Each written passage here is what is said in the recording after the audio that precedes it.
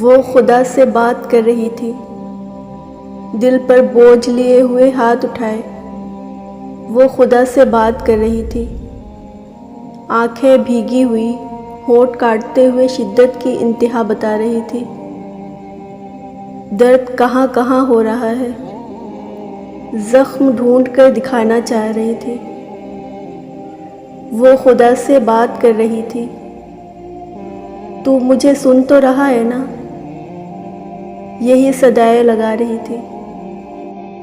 اپنی زندگی کی ایک اداس بھری سانس کے لیے وہ خدا سے بات کر رہی تھی۔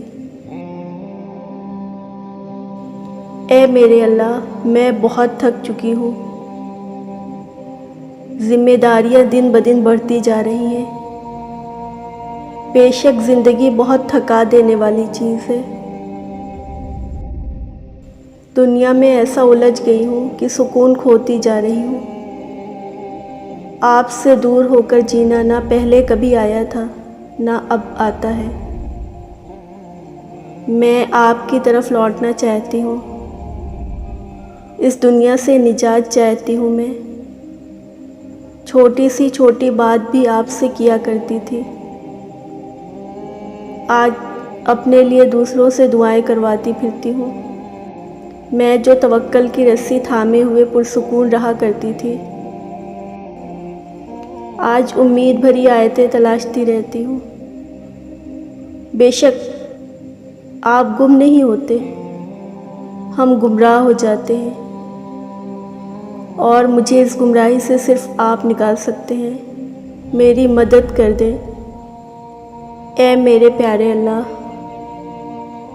میرے سارے مسائل کو تو ہی جانتا ہے، تو ہی مجھے سمجھتا ہے۔ یا اللہ، مجھے وہ عطا کرنا جو میرے حق میں بہتر ہو۔ مجھے ہر اس خواہش سے محفوظ رکھنا جو ذلت اور رسوائی کا سبب بنے۔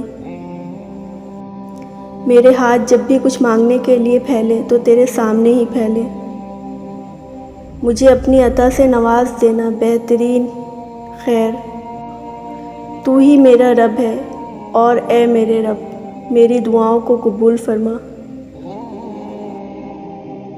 یا اللہ پاک، آپ کے نیک بندوں سے سنا ہے آپ جنت الفردوس کے مہمانوں کو صبح اور شام اپنے دیدار کے لیے بلوایا کریں گے۔ یہ جس دن سے سنا ہے اس دن سے مجھے جنت کی طلب نہیں، بس آپ کے دیدار کی طلب ہے۔ کتنے خوش نصیب ہوں گے نا جنہیں آپ صبح شام اپنی ملاقات کے لیے بلایا کریں گے۔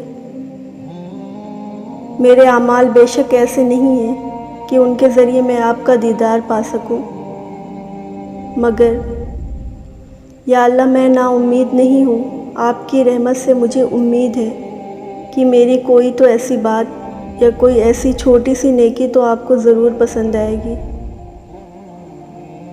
جس کی بدولت آپ مجھے اپنا دیدار نصیب کرائیں گے۔